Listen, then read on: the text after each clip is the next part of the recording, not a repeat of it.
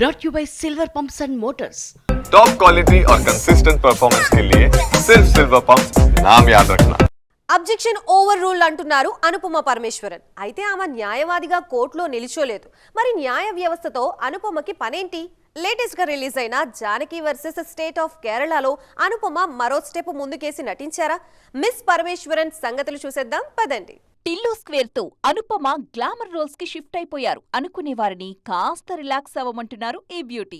ఒక్కసారి Janaki versus state of Kerala teaser చూడండి అంటున్నారు. ఇందులో ఆమె పర్ఫార్మెన్స్ గురించి కొంతమంది మాట్లాడుకుంటుంటే అనుపమ టాప్లెస్ గా నటించారా అనేది మరికొందరు అబ్జర్వర్స్ షురూ చేసిన డిస్కషన్. ఆల్రెడీ ఈ ఏడాది డ్రాగన్ తో హిట్ అందుకున్నారు అనుపమ పరమేశ్వరన్. ఇప్పుడు కూడా ఫిల్మోగ్రఫీలో 6 దాకా సినిమాలున్నాయి.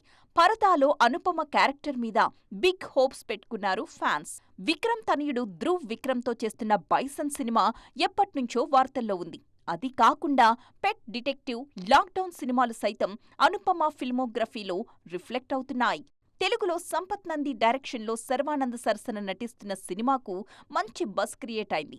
శతమానం భవతి కాంబోని స్క్రీన్స్ మీద చూడ్డానికి మేం రెడీ అంటూ హింట్స్ ఇస్తున్నారు మిస్ అనుపమ ఫ్యాన్స్.